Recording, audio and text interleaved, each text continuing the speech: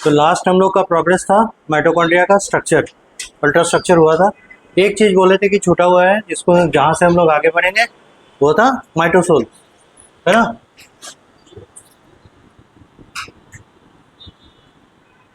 माइटोसोल, और माइटोसोल को क्या बोले थे हम लोग? Fluid of matrix. और मैट्रिक्स क्या था? Inside space of the inner mitochondrial membrane। अगर बहुत छोटे में हम लोग माइटोकॉन्ड्रिया को जस्ट फॉर ए रिकैप अगर देखने की कोशिश करें तो इस तरीके से इसका स्ट्रक्चर हुआ करता था, और ये था मैट्रिक्स, और यही रहता है माइटोसोल, ठीक है ना। और ये था आउटर मेम्ब्रेन, ये MEMB फॉर शॉर्ट, और ये है इनर मेम्ब्रेन। क्रिस्टी तक हम लोग देख चुके थे, ठीक है ना। अब आते हैं माइटोसोल के बारे में। तो ये तो डिफाइन कर दिए होता क्या है कि फ्लूइडी मटेरियल। अब इस फ्लूइड में क्या क्या रहते हैं वो देखिए। द फ्लूइड कंटेंट्स, आपको लिखने का समय देंगे, अभी नहीं लिखिएगा। Contents enzymes, helping respiration, cell में एनर्जी जनरेशन का जो मेथड होता है, प्रोसेस होता है, उसको क्या कहते हैं? रेस्पिरेशन। उसके लिए जो इंपॉर्टेंट एंजाइम्स है वो माइटोसोल में पाया जाता है, यानी उस फ्लूइड में पाया जाएगा। और इस पर रहता है वेरियस प्रोटीन्स, बहुत तरह के प्रोटीन्स पाए जाएंगे। एंजाइम्स तो होंगे ही, एंजाइम भी एक टाइप ऑफ प्रोटीन है, पर ये दूसरे काम करने वाले प्रोटीन से थोड़ा अलग है, क्योंकि ये कैटलिस्ट की तरह काम करते हैं, किसी केमिकल रिएक्शन को आगे बढ़ाते हैं बिना अपने आप को खर्च किए। मतलब ये हो गया कि हम दूसरे को बोल दिए जाइए भाई ये काम कर लीजिए, तो उसको काम करवा रहे हैं चूंकि हम, तो हम यहाँ इंपॉर्टेंट हो गए, पर हम काम में भागीदारी नहीं निभाते, हम अपना कंट्रीब्यूशन नहीं देते। तो this is how the enzymes are. तो बहुत तरह के प्रोटीन्स पाए जाते हैं, और इसमें खास बात क्या है, इसमें रहता है DNA। तो यूकैरियोटिक सेल का ये स्ट्रक्चर है, और प्लांट सेल एनिमल सेल दोनों में पाया जाएगा, ये बता चुके हैं। अब न्यूक्लियस होता है वो जगह जहां DNA पाया जाता है, क्योंकि DNA क्रोमोसोम के फॉर्म में प्रेजेंट रहता है, और क्रोमोसोम होता है DNA प्लस ऑर्गेनाइजिंग प्रोटीन्स। तो क्रोमोसोम का मेन मॉलिक्यूल कौन है? DNA। तो यूकैरियोटिक सेल्स में एक जगह जो DNA पाया जाता है वो हो गया न्यूक्लियस। अपार्ट फ्रॉम न्यूक्लियस जो दूसरे जगह DNA पाया जाएगा वो ये जगह है माइटोकॉन्ड्रिया। अब देखिए, ये जो DNA है, this is not the kind of DNA that the eukaryotic cells have in their nucleus. Eukaryotic cell के न्यूक्लियस में जिस तरह का DNA पाया जाता है वैसा DNA नहीं, ये प्रोकैरियोटिक स्टाइल का DNA। और अगर आप लोग को याद है तो प्रोकैरियोटिक DNA कैसा होता है, यानी क्रोमोसोम सर्कुलर मॉलिक्यूल होता है। तो माइटोकॉन्ड्रिया का जो DNA है ये सर्कुलर होता है। तो DNA circular in nature, linear नहीं होता, not linear as in nucleus. Nucleus में लिनियर यानी स्ट्रेट लाइन, इसके दोनों एंड्स आपस में जुड़े हुए नहीं होते। देखिए, DNA अगर ऐसे दिखाया जाए, आप इसको क्या कहिएगा? सर्कुलर है। देखिए, तो ये वो पॉइंट है जहां स्टार्ट और एंड दोनों एक जगह है, और ऐसे कोई भी पॉइंट यहां पे भी ले लीजिए तो यहीं से स्टार्ट यहीं पे एंड कर सकते हैं। तो DNA जहां शुरू हो रहा है वही खत्म हो गया। ऐसा स्ट्रक्चर कब बनता है? अगर ये धागे के रूप में है, तो धागा को खोल दीजिए तो लगेगा ऐसे।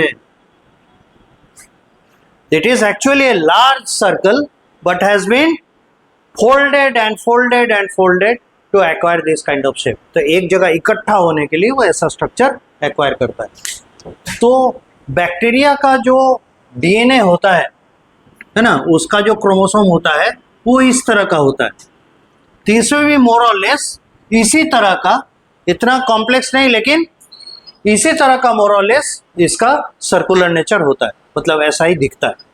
दोनों एंड्स आपस में जुड़े होते हैं, फ्री नहीं। तो जब दोनों एंड्स खुले होंगे तो क्या होगा, लीनियर कहलाएगा, और जब जुड़े होंगे तो सर्कुलर।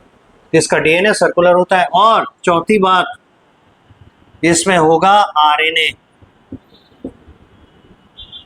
अब देखिए कहीं ना कहीं ये चीज ये भी बता रहा है कि अगर इसके पास डीएनए है तभी इसने आरएनए भी बनाया, क्योंकि डीएनए का प्रोडक्ट क्या होता है, आरएनए। और अगर इसके पास आरएनए है तो इसके पास राइबोसोम भी होने चाहिए, क्योंकि तभी होता है जब उसे प्रोटीन सिंथेसिस करना हो। और एंडोप्लाज्मिक रेटिकुलम में ये चीज हम लोग पढ़ चुके हैं कि एंडोप्लाज्मिक रेटिकुलम रफ टाइप, उसके सरफेस पे क्या लगा होता है, राइबोसोम। और उस राइबोसोम के मदद से क्या होता है, एमआरएनए प्रोटीन सिंथेसिस करता है। तो यहाँ जब डीएनए है, DNA is making RNA, that means it must have ribosomes also. तो इसके पास राइबोसोम्स भी होते हैं, और ये राइबोसोम्स 70S टाइप के होते हैं।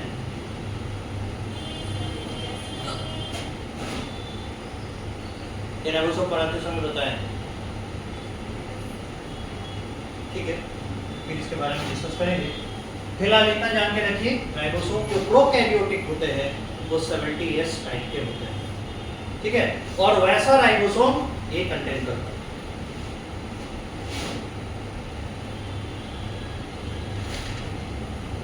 काफी है इतना, यहाँ तक नोट कीजिए, फिर इसके बाद आगे बढ़ते हैं।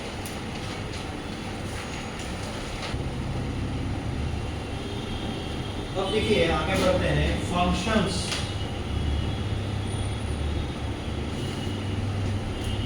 Of mitochondria.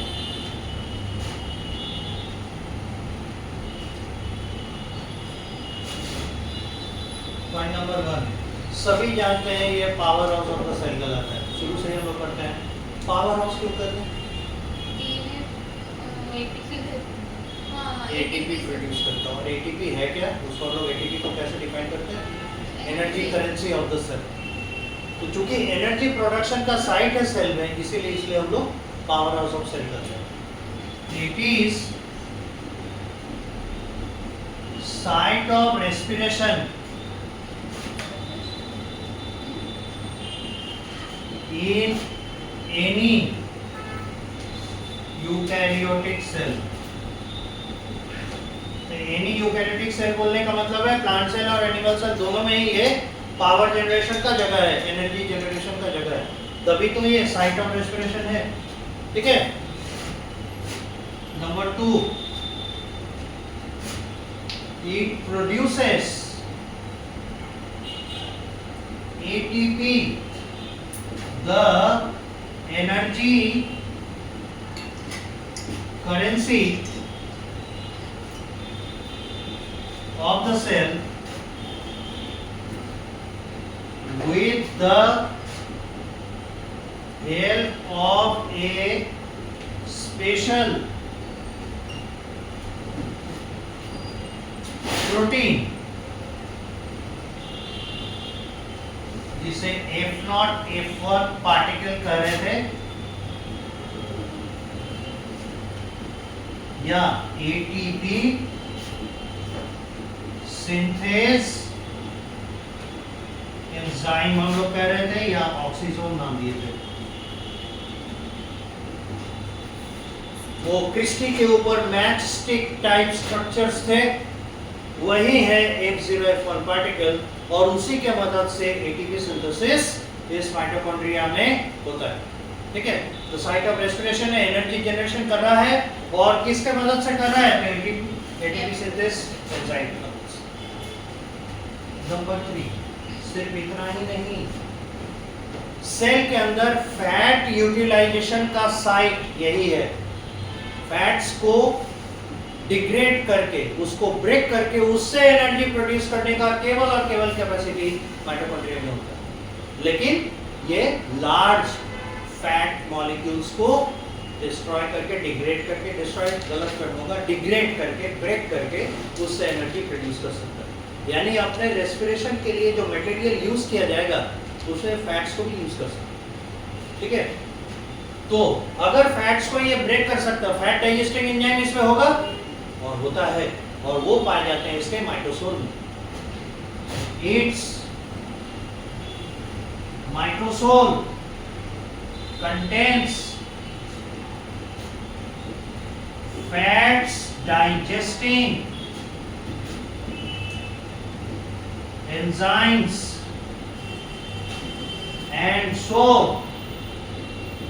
it is the site in a eukaryotic, KR for eukaryotic, यानी शॉर्ट में यूकैरियोटिक लिखा हुआ है, site in a eukaryotic cell for fats utilization, for fats utilization। तो फैट डाइजेस्ट करने का ये मेजर साइट होता है, और इसी को हेल्प करता है कौन? पिछले क्लास में पढ़े हैं हम लोग, पेरोक्सिसोल। वही इसको कंपनसेट करता है, क्योंकि ये बने हैं, ये डिजाइंड है बिगर फैट मॉलिक्यूल्स को ब्रेक करने के लिए। माइनर फैट मॉलिक्यूल्स को ये नहीं कर पाता, उसके लिए एंजाइम्स इसमें नहीं है। ऐसा नहीं है कि नहीं कर सकता, पर इसमें एंजाइम ही नहीं होते, इसलिए नहीं कर पाता। तो वो ड्यूटी पूरा करता है पेरोक्सिसोल। अब देखिए इसके कंटेंट में आप डीएनए देखे हैं, तो जहां पे भी डीएनए रहेगा वो एक्चुअली कुछ है ना प्रॉपर्टीज को गाइड करता है। तो ये डिवाइड करने का कैपेसिटी रखता है माइटोकॉन्ड्रिया। तो जैसे देखिए, अगर हमारे मसल्स में ज्यादा काम करने की ताकत है, क्षमता है, क्यों? क्योंकि वो ज्यादा एनर्जी प्रोड्यूस करता है। अगर हमारे मसल्स वीक हैं, उसका कारण है वो एनर्जी कम जनरेट कर रहा है। तो माइटोकॉन्ड्रिया कम है तभी तो एनर्जी कम जनरेट कर रहा है। तो हम अगर मसल्स को ट्रेन करें जो ज्यादा वर्क कर सके, तो एक्चुअली में हम क्या करते हैं, उसको ट्रेन करते हैं ताकि माइटोकॉन्ड्रिया का नंबर बढ़े। इसलिए कि जब जरूरत पड़े तो माइटोकॉन्ड्रिया उतना एनर्जी प्रोड्यूस कर सके ताकि स्ट्रेनस वर्क बड़े आसानी से कर सके। फॉर एग्जांपल, आप कभी हल या कुदाल चलाएं या उठाने की कोशिश कीजिएगा तो देखिएगा इट्स क्वाइट हेवी है, बड़ा वजन होता है। लेकिन खेत में काम करने वाला दिन भर में 100-200 कुल्हाड़ी तो ऐसे ही मार लेता है, पर देखिएगा दुबला पतला दिखता है। तो बॉडी में मसल्स तो है, आपके भी बॉडी में मसल्स है, पर उसमें आप में अंतर कहाँ है? क्योंकि उसने अपने मसल्स को ऐसे ट्रेन किया कि उसे टफ काम करना है, इसलिए उसमें क्या हुआ, माइटोकॉन्ड्रिया का नंबर बढ़ा। नंबर बढ़ा कैसे? By division. किसी भी चीज लिविंग वर्ल्ड में जो भी चीज बढ़ रहा है, खासकर सेल या सेलुलर कंटेंट, वो तभी होगा जब वहाँ डिवीजन होगा। तो माइटोकॉन्ड्रिया अपना नंबर बढ़ा सकता है by division, and that is because it contains DNA within its mitosome. Serial number 4, mitochondria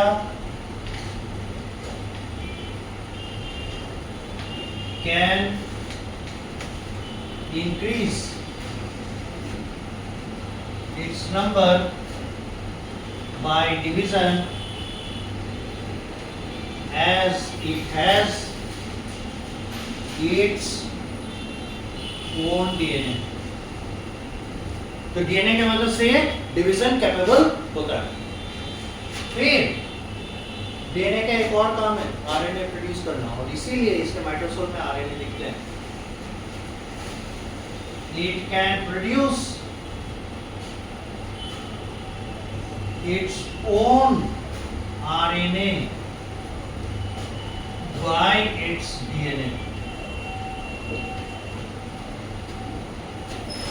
Number 6, it has ribosomes and so by the help of its RNA, a mitochondrion, अब देखिए singular होता है mitochondrion, और mitochondria जब आप लिखते हैं तो हो जाता है प्लूरल। ये mitochondrion can produce its own proteins. तो ये प्रोटीन सिंथेसिस के भी काबिल होता है। अब देखिए तो एक बैक्टीरिया क्या क्या कर सकता है, डिवीजन करता है, ये भी कर रहा है। उसके बाद एक बैक्टीरिया आरएनए प्रोड्यूस कर सकता है, ये भी कर रहा है। तो इसके पास राइबोसोम्स होते हैं, इसमें भी है, और वो अपना प्रोटीन भी बनाता है, ये भी बनाता है। तो क्या लग रहा है, ये एक इंडिपेंडेंट मशीनरी चला रहा है सेल के अंदर, ऐसा ही है। तो ये अपने बहुत सारे काम के लिए, बहुत सारे फंक्शंस के लिए न्यूक्लियस के ऊपर डिपेंडेंट नहीं है। उस जगह इसे ऑटोनॉमी है और ये अपने मर्जी से डिवीजन भी कर सकता है, लेकिन कंप्लीट ऑटोनॉमी नहीं, पूरी तरह से ये स्वतंत्र नहीं है। रीजन क्या है, जब न्यूक्लियस इंस्ट्रक्ट करेगा स्टॉप डिवाइडिंग, इसका डिवीजन रुक जाएगा। और वो कब होता है, ड्यूरिंग सेल डिवीजन।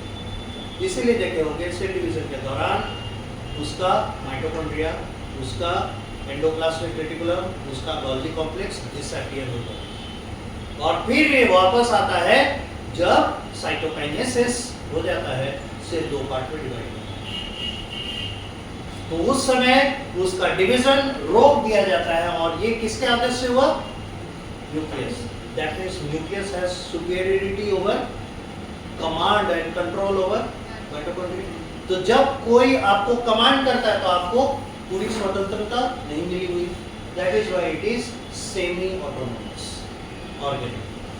एक और रीजन है सेमी ऑटोनोमस होने का, इससे कुछ प्रोटीन्स मंगाने पड़ते हैं साइटोप्लाज्म से, जो कि न्यूक्लियस बनाकर देता है। मतलब न्यूक्लियस का क्रोमोसोम, उसका डीएनए इंस्ट्रक्ट करेगा आरएनए के द्वारा प्रोटीन बनाने के लिए, और वो प्रोटीन एंडोप्लाज्मिक रेटिकुलम द्वारा गोल्जी में, और गोल्जी से टारगेट होकर माइटोकॉन्ड्रिया में आता है।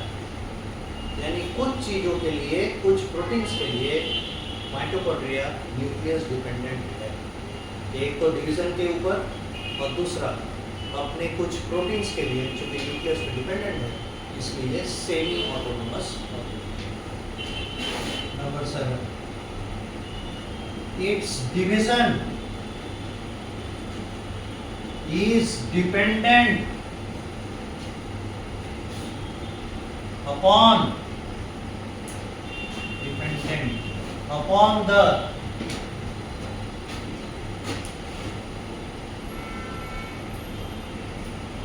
nucleus as well as its sum of the proteins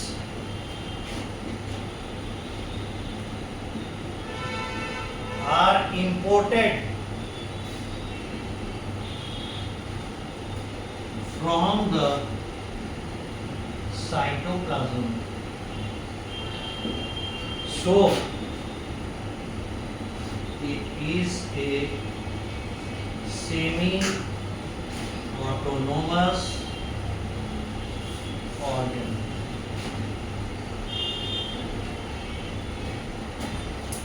यहाँ तक नोट कीजिए, फिर आगे बढ़ते हैं।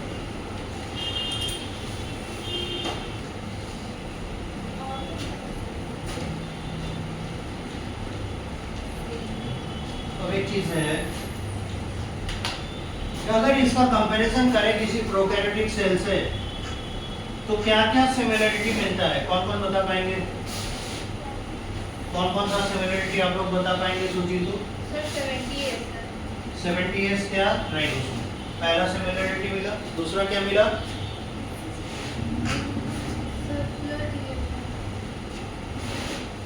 एक है सर्कुलर डीएनए, दूसरा मिला 70s type ribosome,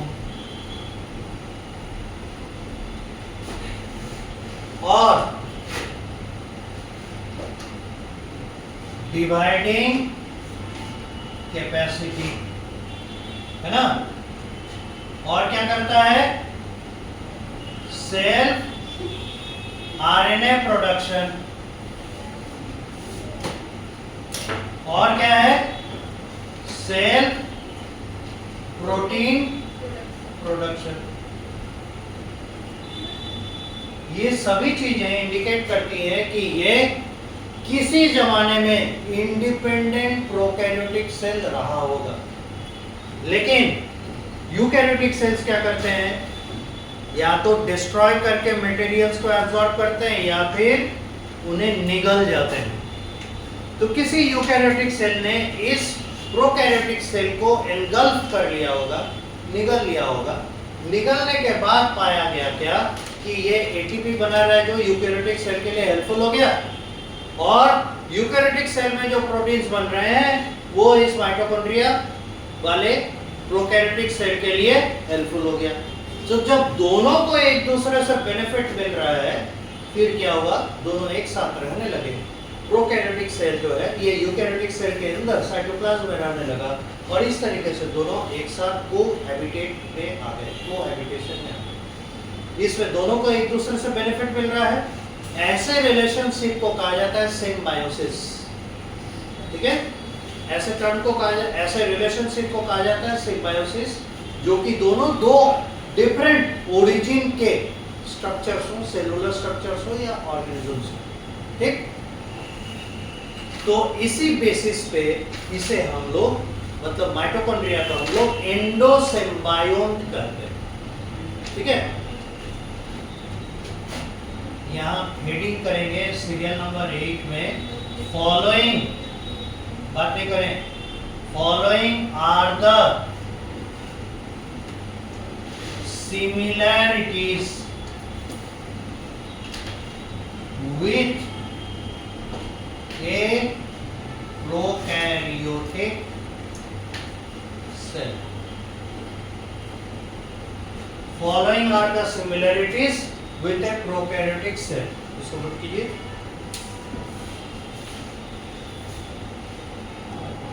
On the basis of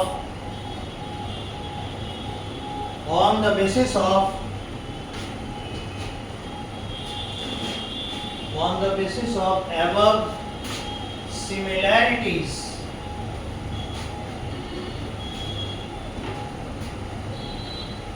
with a prokaryotic cell,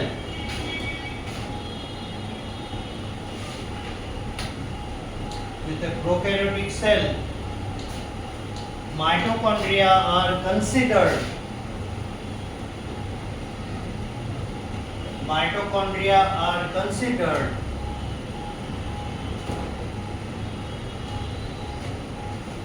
as such a prokaryotic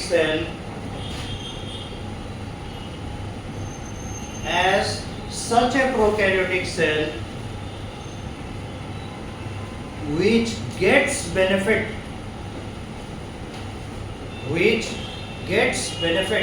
from the eukaryotic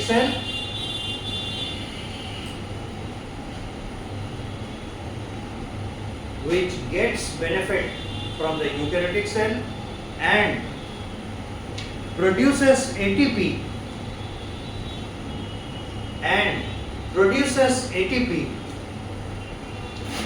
for the eukaryotic cell.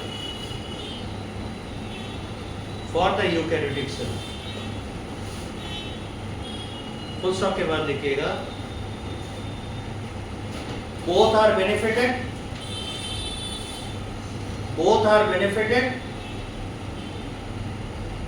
and so both मतलब यहाँ पे यूकैरियोटिक सेल और माइटोकॉन्ड्रिया दोनों हो गए, both are benefited and so we call mitochondria as endosymbiont of a eukaryotic cell.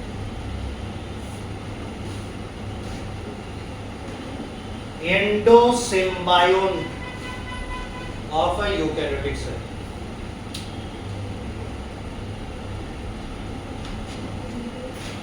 Endo मतलब होता है इनसाइड, और सिम्बायोन टर्म आया सिम्बायोसिस, और सिम्बायोसिस मतलब होता है a kind of relationship between two different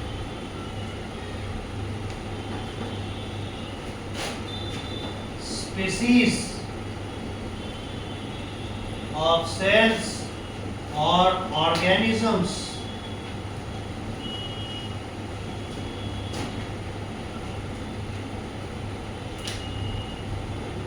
benefiting each other.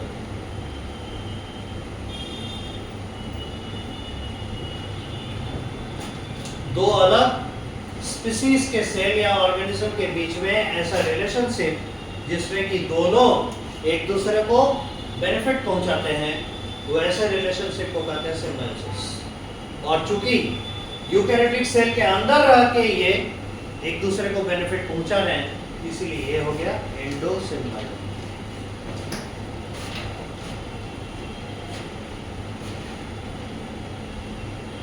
इसके फंक्शंस प्रॉपर्टीज ज्यादा हो गए क्या?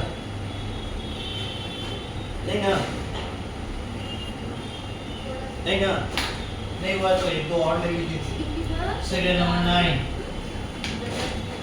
ज्यादा नहीं हुआ है। Serial number 9, it can initiate, 9 होगा ना, सीरियल नंबर 8 होगा। It can initiate program cell death in animal cells during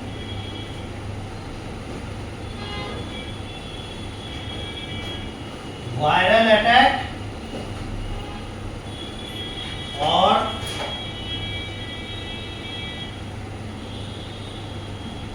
damage to the cells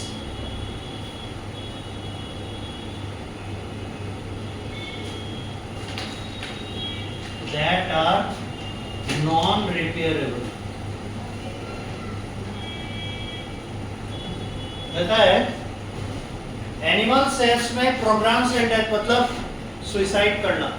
cell अपने आप को मार रहा है तो क्या कर रहा है? सुसाइड कर रहा है। एक प्रोग्राम के तहत सेल अपने आप को मार लेता है, किल करता है। और ये चीज, ये प्रोसेस शुरू होता है माइटोकॉन्ड्रिया से। तो ऐसे सेल्स में जो कि वायरस से अटैक हो चुका, जिस पर वायरस का अटैक हो चुका, अगर वायरस का अटैक हो गया फिर उसका कोई उपाय नहीं है, क्योंकि वो अगर जिंदा रह गया तो वो सेल वायरस का फैक्ट्री बन जाएगा और एक सेल से बहुत सारे वायरसेस निकलेगा और प्रत्येक वायरस अलग अलग सेल को अटैक करेगा। फिर उन सभी सेल से उतने सारे वायरस निकले, मतलब ये चेन रिएक्शन। अगर एक सेल से 100 नए वायरस निकलते हैं, अगले साइकिल में क्या होगा? 100 नए सेल्स अटैक होंगे और प्रत्येक सेल से 100 नए वायरस निकलेंगे। अब कितना हो गया? 100 गुना 100, 10,000। सेकेंड साइकिल में 10,000 नए वायरस पार्टिकल्स बनेंगे और तीसरे साइकिल में 10,000 गुना 100, करोड़ में चला जाएगा। तो 3 या 4 साइकिल में इतने वायरस पार्टिकल्स हो जाएंगे वर्चुअली बॉडी के सारे सेल्स को डैमेज कर सकते। तो ये होने नहीं देना है, तो इसे रोके कैसे? उस फैक्ट्री को ही डिस्ट्रॉय कर दो जहाँ पे ये बंद। तो इसीलिए वैसे सेल्स को डिस्ट्रॉय किया जाता है और डिस्ट्रॉय करने के लिए शुरुआत कहाँ से होगी? माइटोकॉन्ड्रिया से, because it is the power house of the cell. तो पावर सेक्टर ही अगर चोक कर जाए, सेल कैसे जिंदा रहेगा? उसे एनर्जी मिलेगा नहीं। अबे क्या प्लांट्स में क्या होता है? क्या प्लांट्स में ऐसा कुछ होता है? बिल्कुल। आप देखते हैं आम पकने के बाद गिर जाता है और जब तक पेड़ पे लटका हुआ है वो तो जिंदा है। तो एक्चुअली क्या हो रहा है, वो हिस्सा जहां से मैंगो या कोई भी फ्रूट है ना प्लांट के ब्रांचेस से जुड़े हैं, वो एरिया डेड हो जाता है, जिस वजह से वो फॉल डाउन कर जाता है।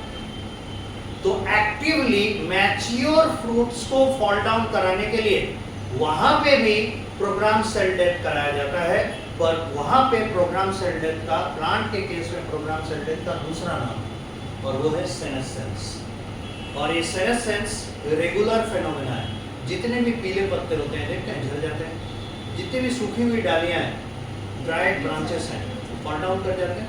This is due to senescence. So senescence in the plant is a regular phenomena to slaughter unwanted material, but in the animals it is done only when they are under attack of the viruses or are damaged in to such an extent that they are non-repairable, to repair नहीं हो सकते। वैसी स्थिति में उन्हें programme cell death का सामना करना पड़ता है। तो ये रेगुलर फीचर नहीं, पर प्लांट्स के केस में ये रेगुलर फीचर। लिखिए सीरियल नंबर 9 पूरी गया। देखिए इन द प्लांट्स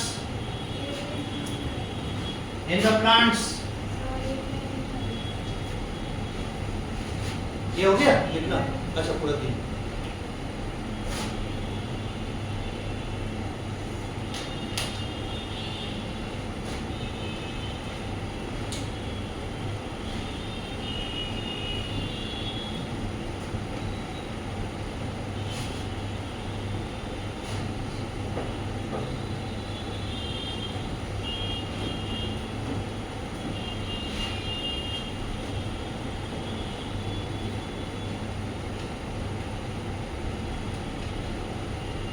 हो गया।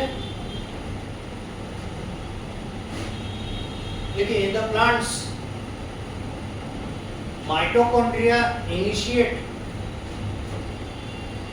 In the plants mitochondria initiate senescence.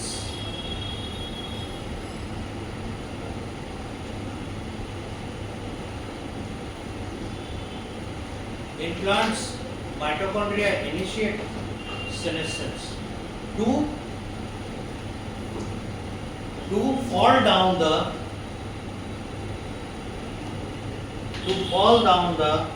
yellow leaves, dried branches,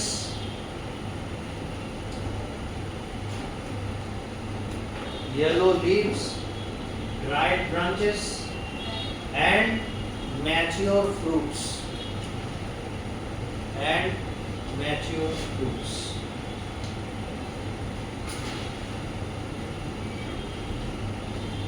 मेरे समझ से इतना काफी होगा माइटोकॉन्ड्रिया के लिए। अब आना चाहिए हम लोग को एक दूसरा ऑर्गेनेल में जो कि ये क्या कहते हैं माइटोकॉन्ड्रिया की तरह ही डबल मेम्ब्रेनस, और ये है plastid.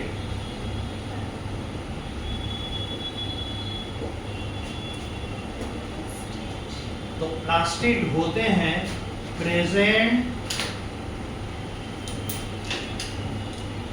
Only in a plant cell. आते हैं उस पे। तो प्लास्टिड क्या है? ये एक ऐसा सेल ऑर्गेनेल है जो कि केवल और केवल प्लांट सेल में मिलता है। अब इसका क्लासिफिकेशन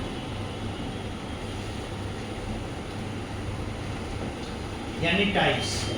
तो देखिए कभी भी किसी चीज को अगर बांटते हैं तो कोई ना कोई बेसिस होगा उसको डिवाइड करने का। Classification on the basis of colour. Plastic को कलर के बेसिस पे डिवाइड करते हैं। एक है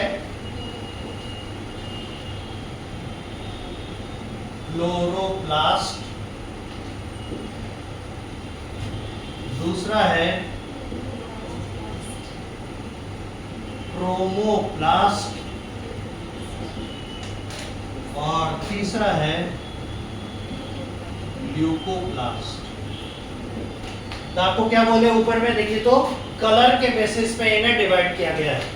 क्लोरो ये टर्म आया फ्रॉम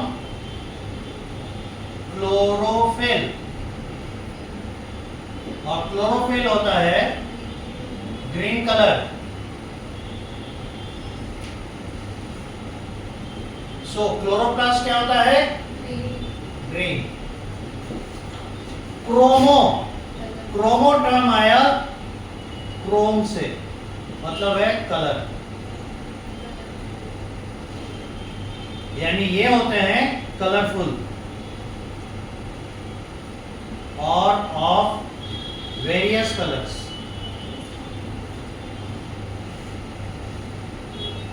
तो स्पेशली ये कलरफुल पिगमेंट्स को स्टोर करता है, इसीलिए डिफरेंट कलर के होते हैं। ल्यूको मतलब होता है व्हाइट। सो इसीलिए ये वाला प्लास्टिक क्या होगा, व्हाइट और कलरलेस।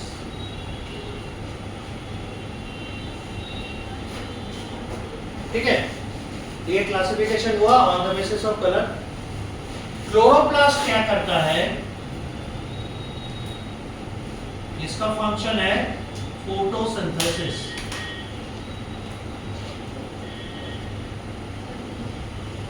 क्रोमोप्लास्ट, इसका फंक्शन है to provide colour of attractive type to the flower petals।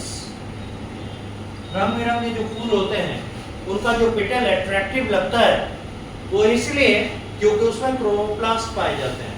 अब कलरफुल फ्लावर बनाने के पीछे रीजन क्या है, प्लांट को इससे क्या फायदा है, pollination, for the sake of pollination. ये व्हाइट, इसका फंक्शन है, बता सकते हैं,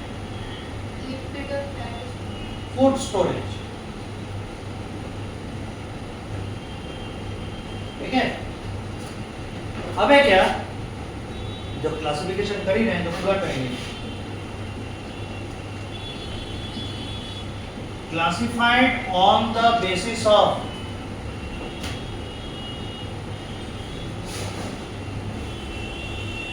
काइंड ऑफ फूड स्टोर, और उस आधार पे ये होता है एमाइलोप्लास्ट,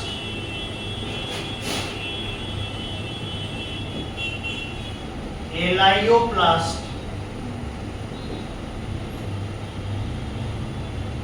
और एल्यूरोप्लास्ट। तीन तरह के होते हैं। अब देखिए, एमाइलो जो टर्म आया वो कहां से आया, एमाइलोज से, और एमाइलोज होता है ए काइंड ऑफ स्टार्च। ठीक है, एलाई, तो एमाइलोप्लास्ट क्या करेगा, स्टोर्स स्टार्च। अब ये एलाइयोप्लास्ट ये स्टोर करता है, स्टोर्स ऑयल, और एल्यूरोप्लास्ट ये स्टोर करता है, स्टोर्स प्रोटीन। अब देखिए ओवरलैपिंग होगा, कभी एलाइयो वाला एमाइलो लगेगा, कभी एमाइलो वाला एलाइयो लगेगा। तो इस कंफ्यूजन से बचने के लिए एक निमोनिक बता रहे हैं। एमाइलोप्लास्ट स्टार्च स्टोर करता है, इसमें तो कभी डाउट नहीं होगा क्योंकि एमाइलोज एक स्टार्च है। तो नेचुरली एमाइलो टर्म ये बता रहा है कि स्टार्च स्टोर करेगा, ये सॉर्टेड है। अब ये दो बचा, देखिए, तो ऑयल OIL होता है, तो एलाइयो यानी ऑयल, तो याद रखिएगा ये स्टोर करता है ऑयल, तो लास्ट जो बचा वो प्रोटीन स्टोर करेगा। तो सिंपल। अब इसको नोट कीजिए,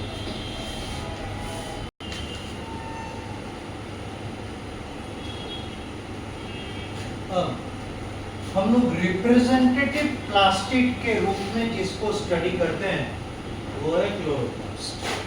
ठीक है, क्लोरोप्लास्ट और ल्यूकोप्लास्ट के बारे में ज़्यादा हम लोग पढ़ने का जरूरत नहीं है। ऐसे भी ये स्टोर करते हैं जो मटेरियल, वो हम लोग पता कर ही चुके हैं, इसमें कोई खास बात नहीं। तो हम लोग देखें क्लोरोप्लास्ट, और शायद आप लोग जानते होंगे size of a mitochondria and size of a chloroplast are almost same. तो जब माइटोकॉन्ड्रिया को ऑब्जर्व करने के लिए हम लोग को इलेक्ट्रॉन माइक्रोस्कोप का सहारा लेना पड़ा, तो क्लोरोप्लास्ट के लिए भी इलेक्ट्रॉन माइक्रोस्कोप ही चाहिए ताकि उसके स्ट्रक्चर को देख सकें। दूसरी सबसे इंपॉर्टेंट बात, माइटोकॉन्ड्रिया को देखने के लिए हम लोग को सेल को ड्राई करना पड़ा था, डी वाटर करना पड़ा था। तो क्लोरोप्लास्ट के लिए भी सेल को डी वाटर की जरूरत। The structure of a chloroplast.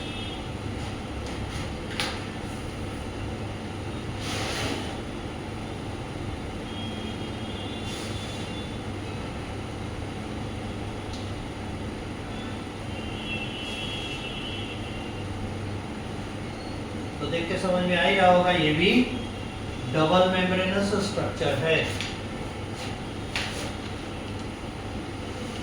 लेकिन इसमें लेवल ऑफ कॉम्प्लेक्सिटी थोड़ा अलग ही लेवल का है, अलग ही तरह का है।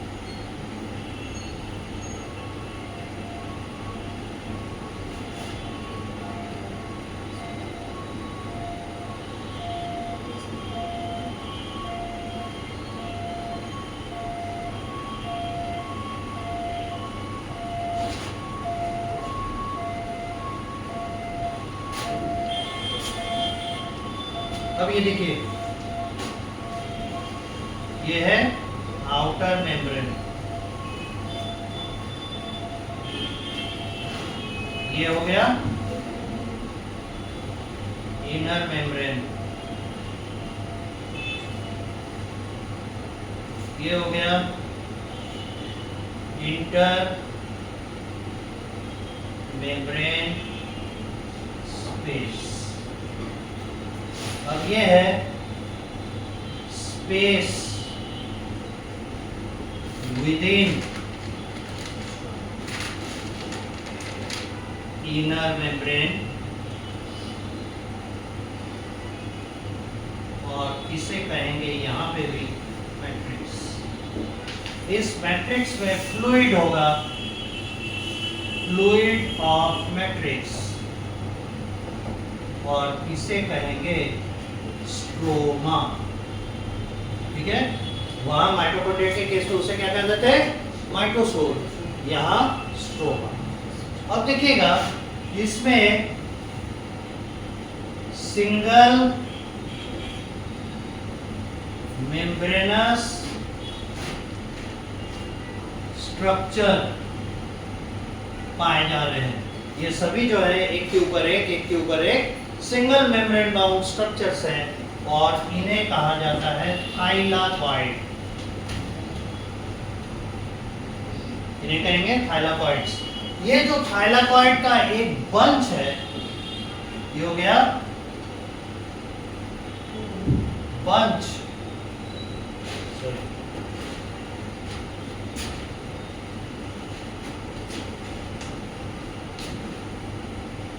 bunch of thylakoids,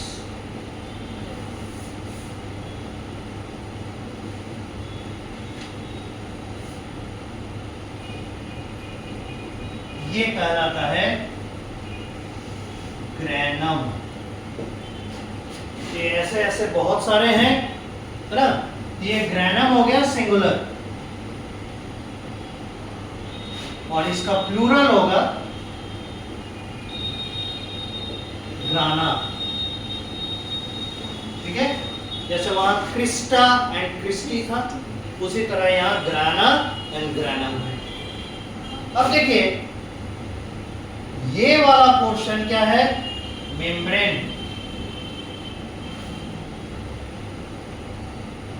of A thylakoid. जितने भी स्ट्रक्चर के नेम्स लिखे जा रहे हैं, सभी का कुछ ना कुछ इंपॉर्टेंस है, अपनी जगह पर उनके रोल्स आपको दिखाई देते। अब ये देखिए तो कि कुछ नेटवर्क ऑफ ट्यूब्स हैं, फाइन ट्यूब्स, जो कि ग्राना को आपस में इंटरकनेक्ट कर रहा है। ये है interconnecting fine tubes,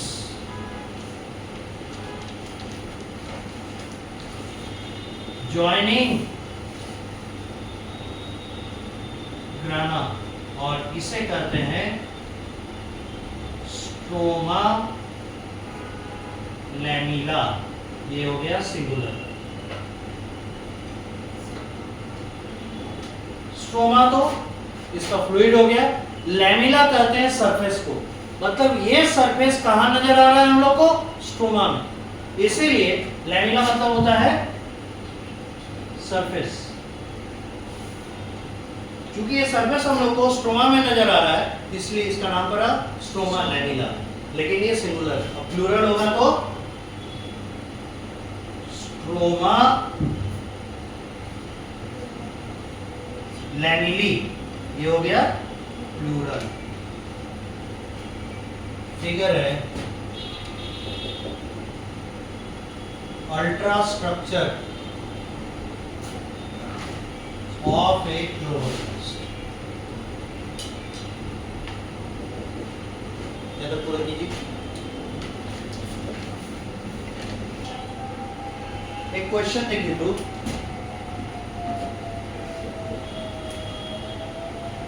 the membrane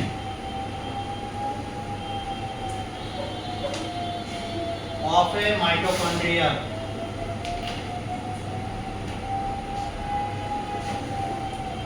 is also known as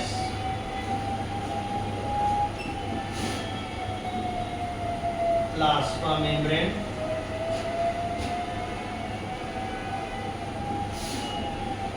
cell membrane,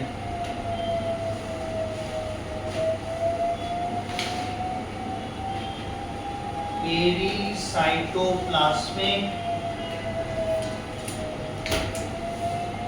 membrane,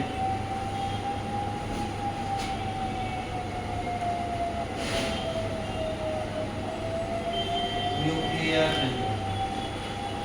तो आप लोग सभी बुद्धिमान हैं, चौथे चॉइस को तो ऐसे ही नकार दीजिएगा, नहीं ये तो नहीं होगा। बाकी तीन में आपको डिसाइड करना है व्हिच कैन बी। लिखिएगा बाद में, पहले डिसाइड कर लें क्या आंसर होना चाहिए।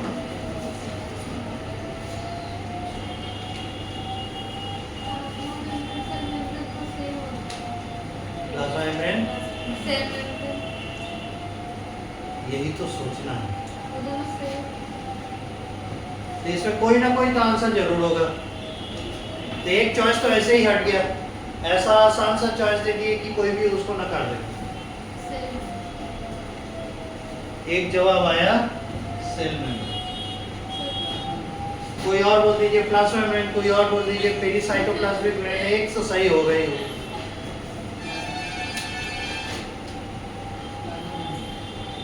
ठीक है ना, एक जवाब आया प्लाज्मा मेम्ब्रेन। और इसके लिए भी कोई हाथ खड़ा करेंगे? नहीं, बेचारा ऐसे ही ऑफर।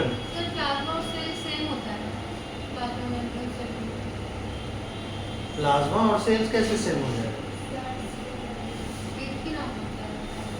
ये हम कैसे करें? अभी जब सवाल पूछा जा रहा है तो हमें नहीं पता, जब जवाब देना होता है तो हम लोग को याद आ जाता है। अभी क्वेश्चन आपके पाली में, मेरे पाली में आया तो हम सॉल्व करेंगे। हो गया सबका कहना? देखिए इसका आंसर ये तो नहीं होगा। देखिए पेरी मतलब होता है, क्या बता सकते हैं?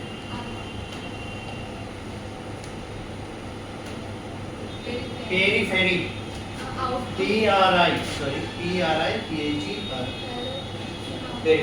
पेरीफेरी मतलब बाहर, बाउंड्री वाला। पेरीसाइटोप्लाज्मिक मेम्ब्रेन यानी साइटोप्लाज्म के बाहर जो मेम्ब्रेन रहता है, it is another name of plasma membrane. ठीक है, तो ये साइटोप्लाज्म के बाहर वाला मेम्ब्रेन तो ये माइटोकॉन्ड्रिया मेम्ब्रेन नहीं रखता, तो नेचुरल है कि ये नहीं होगा। अब बचा दो प्लाज्मा मेम्ब्रेन की सेल मेम्ब्रेन। प्लाज्मा मेम्ब्रेन वो है जो इसका बाउंड्री बनाता है सेल का, इसलिए ये भी नहीं होगा, होगा सेल मेम्ब्रेन। और ये चीज जान के रखिए, every membrane of a eukaryotic cell is a cell membrane. Every membrane of a prokaryotic cell, although it has only one, as a plasma membrane.